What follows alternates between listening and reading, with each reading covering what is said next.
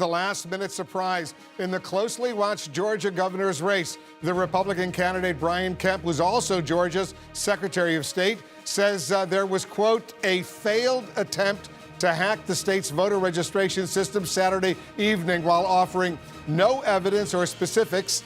Kemp's campaign says the Georgia Democratic Party is now being investigated and that, quote, this was a fourth-quarter Hail Mary pass that was intercepted in the end zone.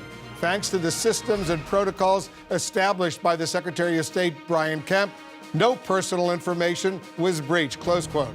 CNN's Kaylee Hartung is joining us now live from Augusta, Georgia, where the Democrat in this race has an event in the next hour. The Democratic Party says they didn't create or attempt to hack this system. So how is Stacey Abrams responding, first of all, to this investigation? Yeah, that's right. Well, the Democratic Party is saying that these are scurrilous claims. They're 100% false, that the Democratic Party did not create, discover, or attempt to take advantage of this deeply vulnerable system used by the Secretary of State's office, as they say. This morning, Stacey Abrams was on State of the Union with Jake Tapper and reacted to the news of this investigation. I've heard nothing about it, and my reaction would be that this is a desperate attempt on the part of my opponent to distract people from the fact that two different federal judges found him derelict in his duties and have forced him to allow absentee ballots to be counted and those who are being held captive by the exact match system to be allowed to vote. He is desperate to turn the conversation away from his failures, from his refusal to honor his commitments, and from the fact that he is part of a nationwide system of voter suppression that will not work in this election, because we're going to outwork him, we're going to outvote him, and we are going to win. Well, if you made the note that the Secretary of State's office is offering no evidence to explain why they're investigating the Georgia Democratic Party in this probe, but the campaign being much more direct in saying that Democrats tried to expose vulnerabilities in Georgia's voter registration system. We have to delineate between Brian Kemp in his capacity as Secretary of State versus Brian Kemp as gubernatorial candidate and his campaign staff. So what you see here, after hearing the words from Stacey Abrams, both Republicans and Democrats playing the PR game, trying to motivate their already very polarized bases in the last 2 days before this election.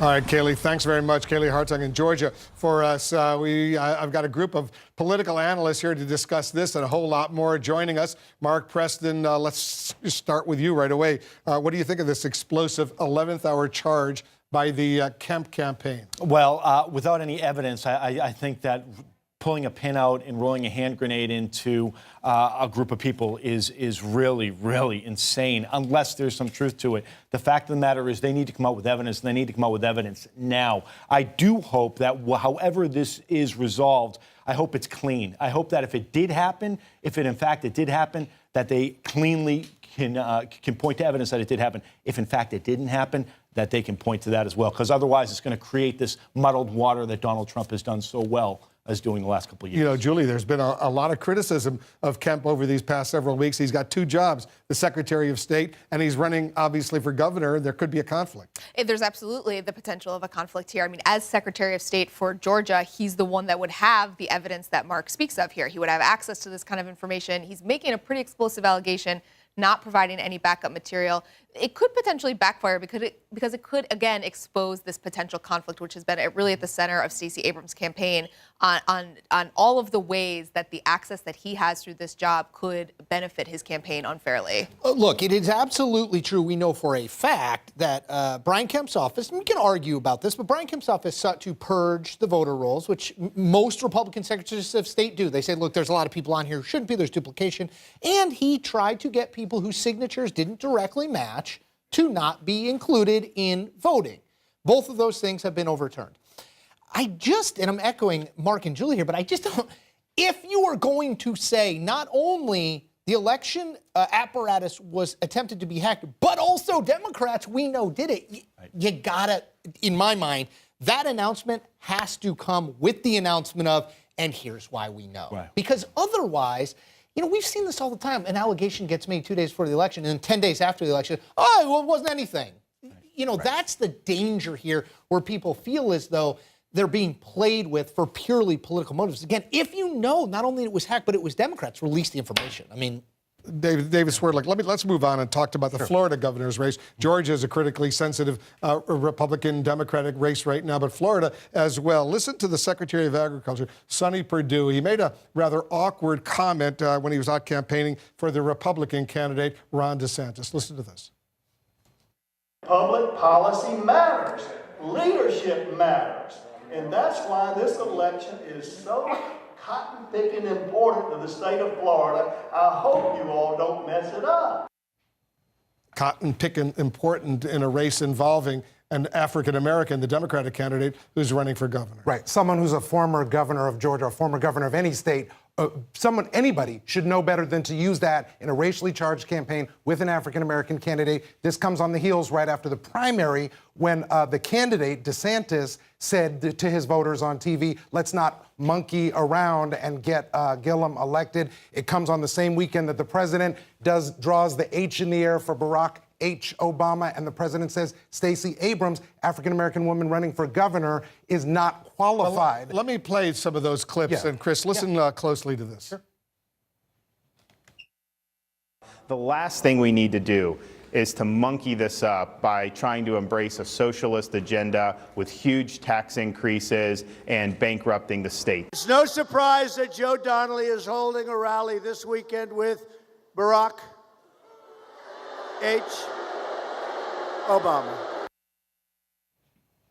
H. Well, I mean, Happy? it does not take a rocket scientist to figure out what's going on there. He has referred to Barack Obama any number of times in past speeches, and he didn't mention the H, which his people watching know stands for Hussein. Okay? I mean, I'd also say, in addition to David's point about Abrams, Donald Trump has said that Andrew Gillum isn't qualified. The guy's a mayor of Tallahassee. You can argue whether a mayor is qualified, but it's hard to say he's totally unqualified. And again, words matter. Donald Trump He said Gillum is a thief. He said. Yes, I mean, words matter. When you use phrases like cotton picking, when you say monkey around, when Donald Trump is quite clearly doing, this is not an isolated incident. We know he does things like this, weaponizing race. When he draws the H, when he says Andrew Gillum isn't qualified, when he says Stacey Abrams isn't qualified, what's the common thread among the three people I just named? Barack Obama, Stacey Abrams, and Andrew Gillum. It's not complicated. They're all African-American. No, right. And Donald Trump knows that, knows how to walk the line, so he's not outright saying it, but everyone in that audience. But Chris, I think he's one half step away from outright at this point. It's hard to come away with a conclusion other than part of the Republican closing argument here is division along racial lines. I will just point out that Leader Abrams, the former leader of the Democratic leader of the Georgia House, is a graduate of Yale Law School, the same law school that Justice Kavanaugh went to. And yet President Trump never mentioned his qualifications. Just one other thing. Give me, if you're a Trump supporter, tell me why it's important to mention Barack Obama's middle name in that context. What other reason could it be? Well, I do think it's important to delineate between Trump's closing argument and the arguments among a lot of Republicans. For a lot of Republicans, this is not what they want to see, because, especially on the House side, because this House contest is being fought in suburban districts where you have independent voters, more moderate Republicans who are actually turned off by this.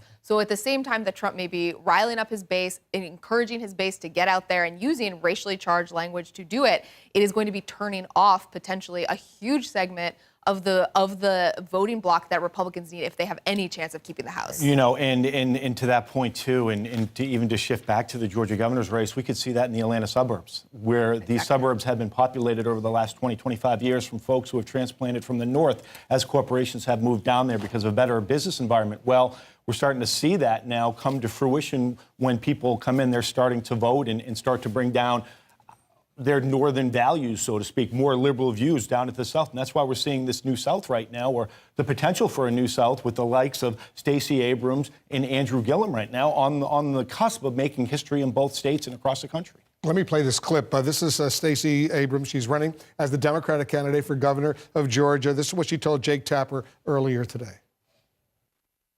He's wrong. As President Obama pointed out, I am the most qualified candidate running. If you look at both my academic background, my work history, I've been deputy city attorney. I was the Democratic leader for 7 years. I've been successful as a businesswoman, as a writer, and as a tax attorney. I know what I'm talking about, and I have the plans to prove it. So how do you explain the president simply saying she's unqualified? I mean, again, to go back to what Chris is saying, it's hard to draw any other inference than he is looking at an African-American woman running and saying, this is a person where I can land the punch of unqualified without actually explicitly saying something racial. I will note that in that interview with Jake this morning, Stacey Abrams didn't take the bait. I spoke to her campaign spokesperson earlier this morning, and she also went directly to, look, we have a track record of working across the aisle on health care, on education, on other issues. They did not want to take the bait. They want to go down the stretch saying if the Republicans are going to play this game, they're not going to get in the Well, and speaking of, not necessarily qualified, I mean, Donald Trump, this is the first office he ever ran for. He had been a businessman before. So the qualifications that we would traditionally associate with a politician, you've been in the state legislature, you've been a governor, something. This is not someone who's ever had anything like that. So delineating it now, given who we're talking about, given that race has been an issue, seems a little bit like funny business. The governor's races in Georgia and Florida, according to the polls, very, very close right now. We'll see what happens.